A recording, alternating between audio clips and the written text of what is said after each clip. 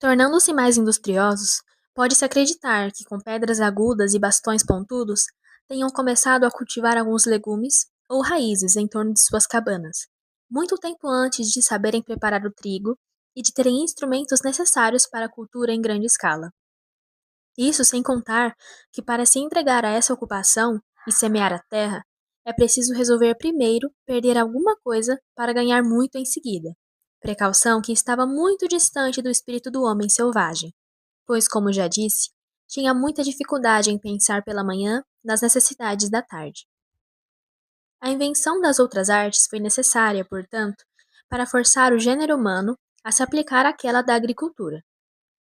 Desde que houve necessidade de homens para fundir e forjar o ferro, houve também a necessidade de outros para nutrir os primeiros. Quanto mais se multiplicava o número de operários, tanto menos eram as mãos encarregadas de prover a subsistência comum, sem que houvesse menos bocas para consumir. E como uns precisavam de comestíveis em troca de seu ferro, os outros acharam, enfim, o segredo de empregar o ferro na multiplicação dos comestíveis. Daí nasceram, de um lado, a lavoura e a agricultura, e de outro, a arte de trabalhar os metais e multiplicar seus usos. No cultivo das terras, seguiu-se necessariamente sua partilha, e uma vez reconhecidas as primeiras regras de justiça, a posse da propriedade. De fato, para dar a cada um o que é seu, é preciso que cada um possa ter alguma coisa. Além do mais, como os homens começassem a pensar no futuro, e como vissem que possuíam alguns bens a perder, não houve nenhum deles que não receasse represálias pelos danos que pudesse causar a outrem. Essa origem é tanto mais natural quanto é impossível conceber a ideia da propriedade surgindo de outra fonte que não da mão de obra. Com efeito, não há como pensar que, para apropriar-se das coisas que não fez, o homem não invoque que nelas pôs seu trabalho. É apenas trabalho, que, dando direito ao cultivador sobre o produto da terra que lavrou, lhe confere também o direito, por conseguinte, sobre o solo, pelo menos até a colheita, e assim, ano após ano. Constituindo-se desse modo em posse contínua, transforma-se facilmente em propriedade. Quando os antigos, disgrótios, deram a Ceres o epíteto de legisladora e uma festa celebrada em sua honra o nome de Tesmofórias, deram a entender com isso que a partilha das terras produziu uma nova espécie de direito, isto é, o direito de propriedade, diferente daquele que resulta da lei natural. Nesse estado, as coisas poderiam ter permanecido iguais, se os talentos não fossem iguais, e se, por exemplo, o emprego do ferro e o consumo dos alimentos tivessem mantido o equilíbrio exato da balança. Mas a proporção, que oscilava continuamente, logo foi rompida.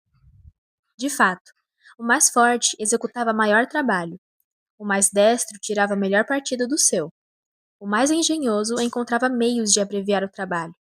O lavrador tinha mais necessidade de ferro, ou o ferreiro mais necessidade de trigo. E trabalhando igualmente, um ganhava muito, enquanto o outro mal conseguia do que viver. É assim que a desigualdade natural se desdobra de modo insensível, e que as diferenças dos homens, desenvolvidas pelas diferenças das circunstâncias, se tornam mais sensíveis, mais permanentes em seus efeitos e começam a influir na mesma proporção sobre a sorte de cada um em particular. Chegando a esse ponto, é fácil imaginar o resto.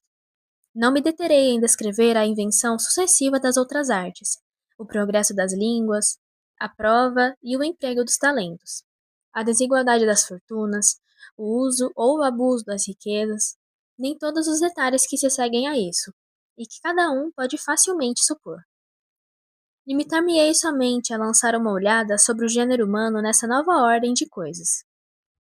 Aí estão, pois, todas as nossas faculdades desenvolvidas, a memória e a imaginação em jogo, o amor próprio e interesseiro, a razão no auge de sua atividade e o espírito chegando quase ao limite da perfeição de que é suscetível.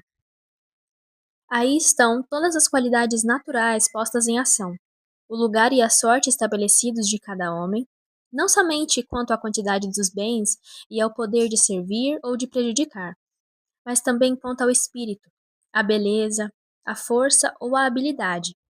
quanto ao mérito ou aos talentos. E como essas qualidades eram as únicas que podiam atrair a consideração, logo foi preciso tê-las ou simulá-las. Foi preciso, para a própria vantagem, mostrar-se diferente daquilo que se era de fato.